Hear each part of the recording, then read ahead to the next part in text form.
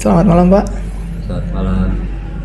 Izin perkenalkan diri, kami dari mahasiswa Universitas Bina Sarana Informatika dari jurusan Manajemen semester 6. Saya Muhammad Hafiz Hanafiah, biasa dipanggil Hafiz. Dengan saya Muhammad Rifki Argoski, biasa dipanggil Rifki, Pak. Saya Nanda Putri, biasa dipanggil Nanda. Saya Syafitriani, biasa dipanggil Fitri. Saya Ade Apriliani, biasa dipanggil Adel. Nah, jadi tujuan kami di sini itu untuk menyelesaikan tugas kami yaitu dari mata kuliah studi kelayakan bisnis. Jadi tugas kami itu berupa wawancara untuk kepada suatu usaha, apakah usaha itu layak untuk dijalankan atau tidak. Jadi pertanyaan kami itu ya seputar usaha Bapak dan aspek-aspek yang sudah kami pelajari itu, Pak.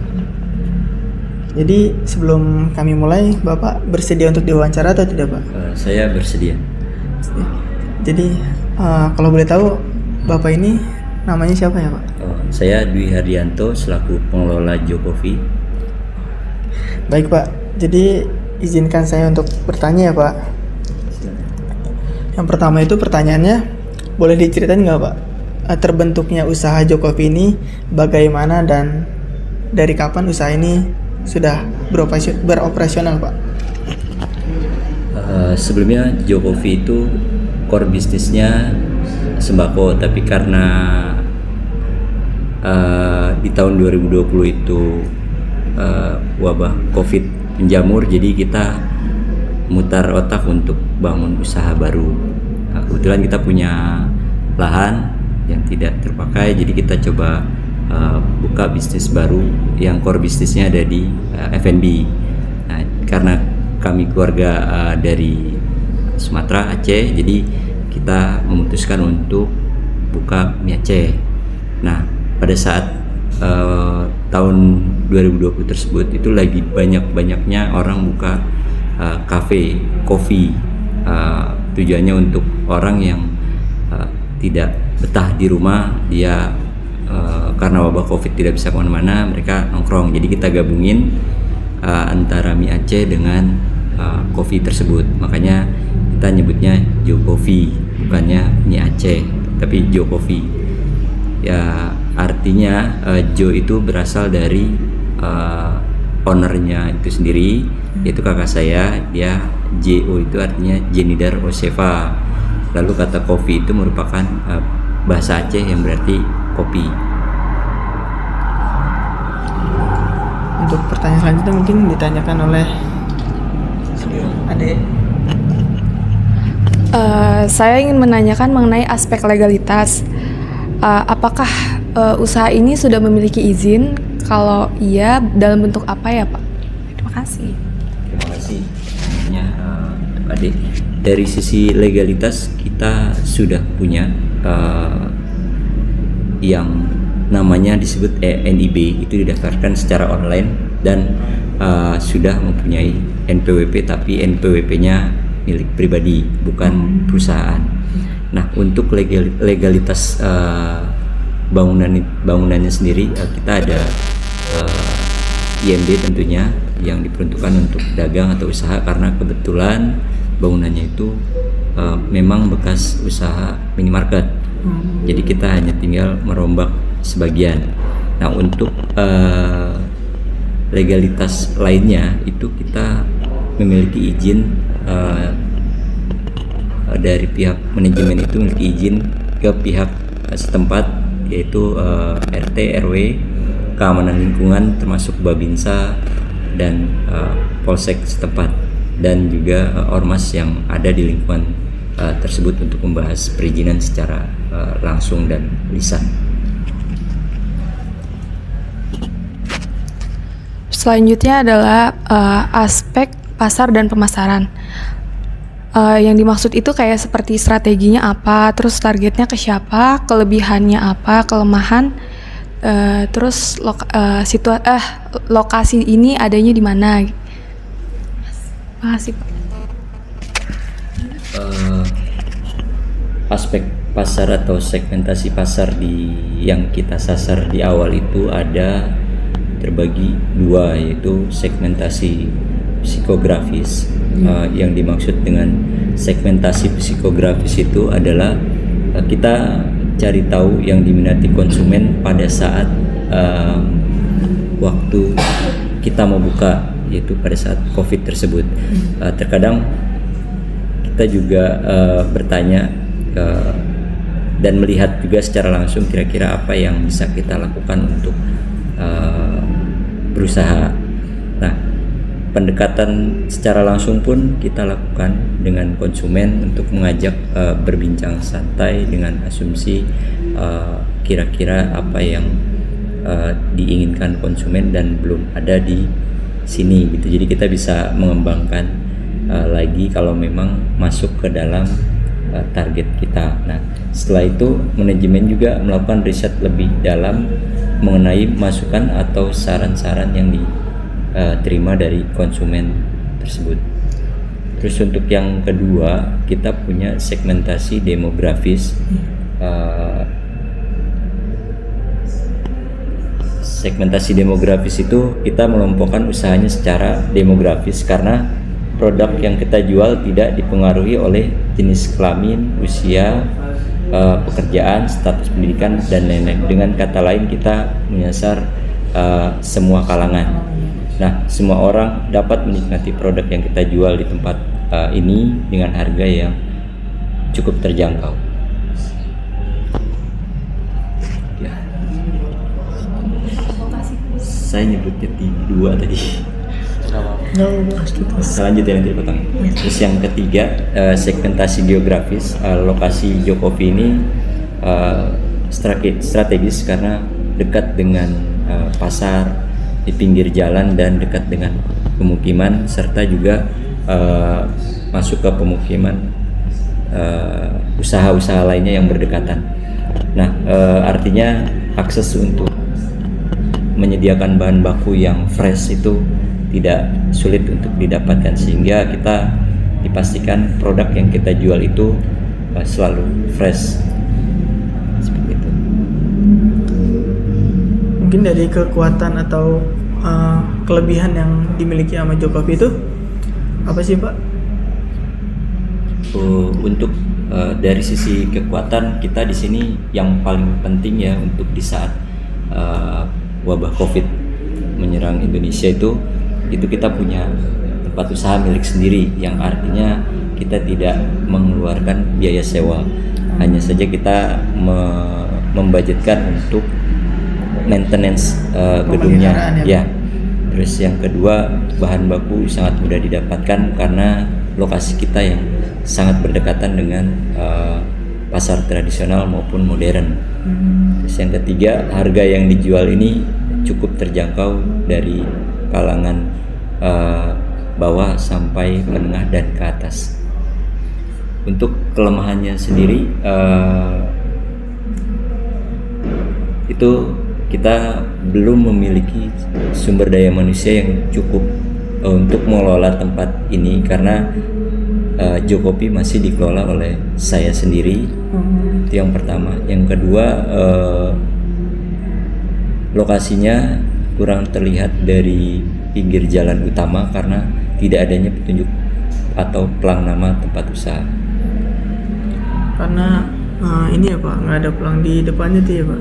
Ya, nah itu kaitannya dengan perizinan juga. Nanti kalau misalkan kita pasang di jauh dari gedung kita, itu pasti akan ada satu sama perizinan lainnya yang belum kita urus. Gitu. Menurut Bapak ada nggak sih ancaman-ancaman yang timbul nantinya gitu Pak? Kalau dalam berusaha pasti ada ancaman yang timbul dari inner maupun dari outer. Nah, dari outernya itu ya yang pasti banyak muncul tempat-tempat baru yang similar atau sama, mirip atau bahkan menjiplak gitu ya. Itu dari outer. Untuk yang dari innernya mungkin lebih banyak karena dari harga bahan baku yang turun naik. Pada saat turun mungkin tidak terlalu berpengaruh, pada saat naik kita tidak bisa naikin harga karena akan mempengaruhi daya beli customer. Terus yang kedua, terjadinya konflik internal SDM sesama karyawan yang saya sendiri tidak bisa kontrol secara langsung konflik tersebut terhadap masing-masing karyawan. Yang ketiga tadi yang dari outer muncul kompetitor lainnya, ya kita sudah sebutkan tadi di awal, yaitu sudah terjadi dan alhamdulillah kalau di kita tidak menyebut kompetitor tapi rekan bisnis. Di sini tuh produk yang tersedia tuh ada apa aja sih Pak? Untuk produk di sini yang main produknya itu ada mie Aceh dan kopi Aceh. Ya, mungkin dari mie Aceh itu sendiri pun ada beberapa jenis, dari mulai goreng, rebus, dan tumis. Nah, untuk makanan pendukungnya pun ada martabak telur khas Aceh. Nah, untuk minumannya ada teh tarik dan telur khas Aceh, dan juga kopi sanger atau kopi telur yang khas dari Aceh. Kalau boleh tahu nih alamat lengkapnya itu di mana ya Pak? Untuk alamat lengkapnya itu sendiri, kita berada di Jalan Raya Hankam nomor 49, itu di RT 1 RW 7 Kelurahan Pondok Melati, Jatirahayu.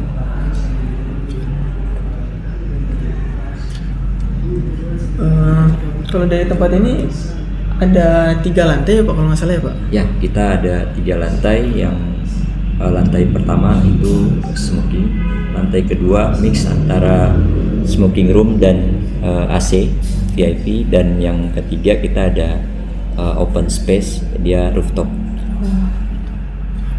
Tambahan mungkin ada tempat beribadah, musola di lantai atas ketiga, dan di lantai 2 juga pun tersedia. Apa sih promosi yang Bapak gencarkan untuk meningkatkan penjualan yang Jokopi ini? Untuk promosi yang kita lakukan banyak. Yang pertama mungkin ada yang secara langsung dan ada juga yang secara online ya. Yang secara langsung mungkin kita kasih diskon khusus untuk customer yang khususnya sering dan beberapa kali datang. Terus untuk yang secara online-nya kita ada menggunakan media promosi dari Instagram, TikTok, dan juga Facebook. Dan kita juga menggunakan online delivery, GrabFood, Gojek, dan juga ShopeeFood. Ada yang mau nanya lagi? Mengenai aspek manajemen dan sumber daya manusia itu, pemberdayaan SDM dan struktur organisasi di usaha ini tuh gimana sih Pak? Sumber daya manusia dan struktur organisasi tadi kita sudah sampaikan, kelemahannya di Jokopi itu masih diurus sama satu orang, saya sendiri. Jadi itu kelemahan, tapi itu juga menjadi satu kekuatan juga karena saya kuasain dari end to end. Untuk strukturnya kita terbagi menjadi 3, kitchen, bar, dan juga waiters. Jadi masing-masing itu punya backup. Dari kitchen sementara ini ada 2, bar ada 2, dan dari waiters ada 2.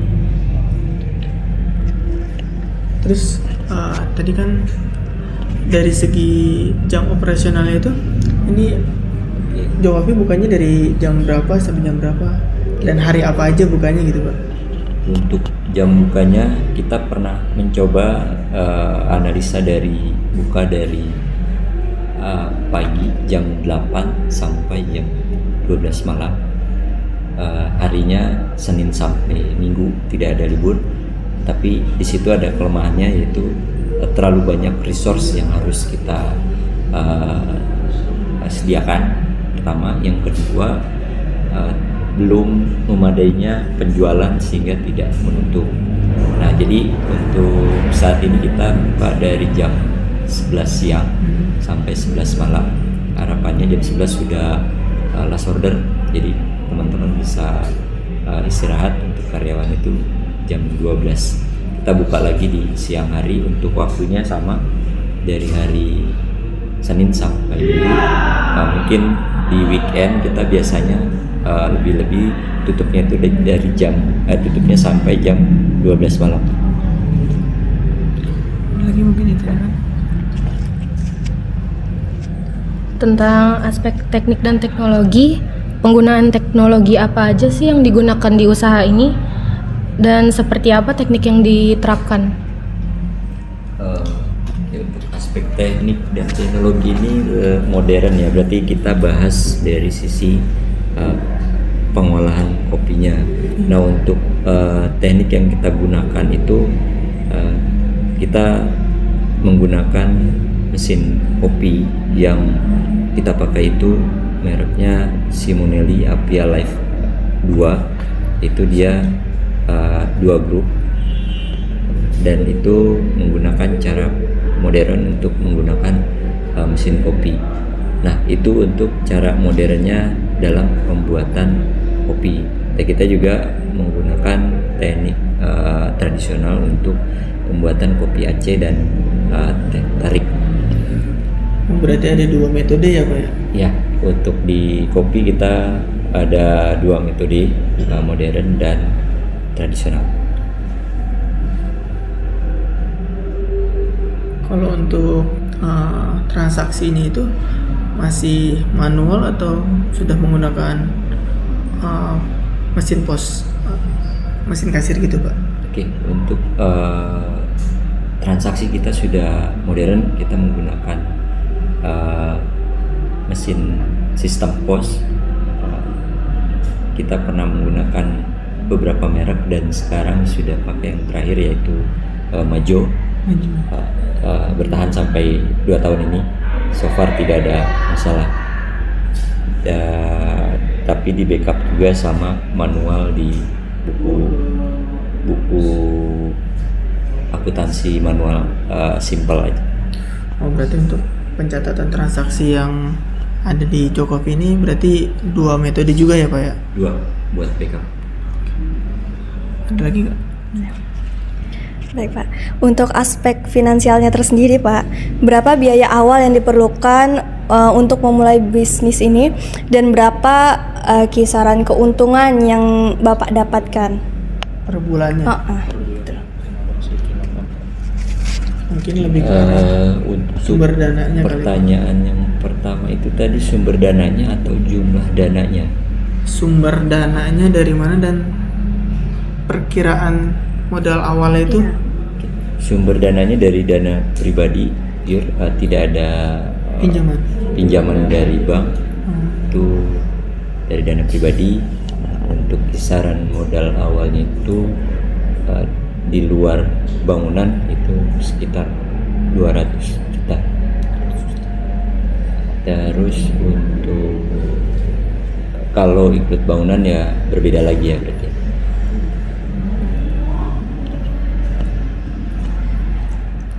Berarti Untuk yang penjualan tadi Pak? Ya, untuk yang keuntungan per pertanyaan bulan. yang kedua tadi, untuk keuntungan dari awal sampai sekarang itu masih fluktuatif. Tahun pertama kita masih cari customer, itu masih lumayan karena banyak orang yang masih belum aktif di kantornya masing-masing. Jadi kita masih ada keuntungan itu bersih sekitar 20 sampai 30 juta per bulan. Itu untuk tahun pertama. Untuk tahun berikutnya karena sudah mulai masuk itu masih kita agak menurun, itu masih di sekitaran 1 sampai 10 juta per bulan.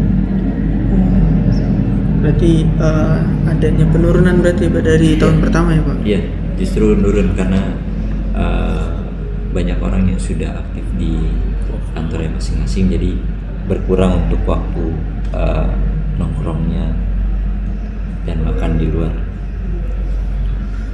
Baik. Untuk aspek ekonomi dan sosialnya Pak, menurut Bapak ada nggak sih dampak positif yang terjadi dalam usaha yang dijalankan saat ini? Dampak Positifnya itu ada dua. Yang pertama, karena kita bukanya waktu pandemi COVID, jadi positifnya itu kita bisa menggaji karyawan, ngasih rezeki ke orang yang justru di sisi lain orang lain ngeluarin karyawan, kita malah merekrut karyawan. Itu yang pertama.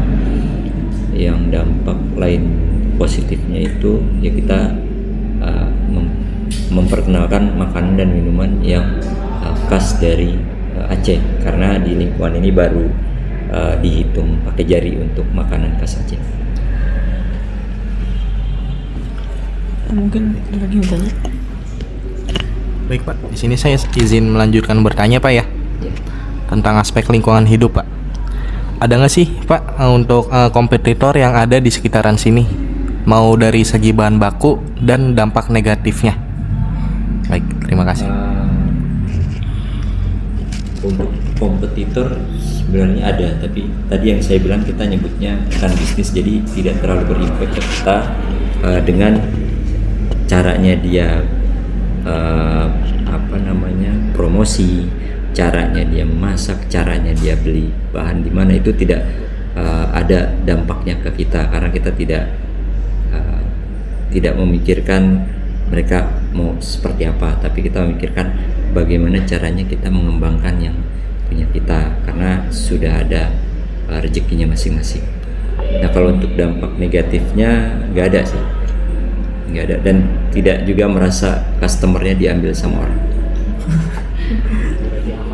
Aman. Ada lagi nggak yang mau ditanya? Mungkin ada pertanyaan tambahan atau sebaliknya? Jadi mungkin itu aja sih Pak yang kami tanya, itu seputar tadi profil usaha ini dan aspek-aspek yang sudah kami tanyakan tadi. Jadi kami berterima kasih atas waktu yang Bapak berikan kepada kami. Sama-sama. Dan nanti hasil wawancara ini juga akan kami simpulkan dan akan kami berikan lagi ke Bapak. Jadi menurut kami usaha ini layak untuk dijalankan atau tidak, dan mungkin apa saja yang harus dikembangkan, apa aja yang harus diperbaiki agar usaha ini terus berkembang gitu Pak.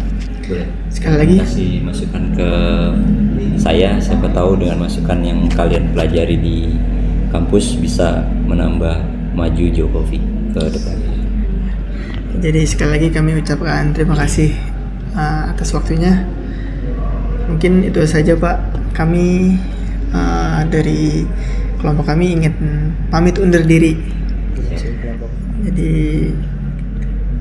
itu saja Pak. Oke, terima kasih banyak sudah mempercayakan Jokowi di wawancara. Semoga tugasnya selesai dengan sempurna, tidak kurang satu apapun. Terima kasih banyak.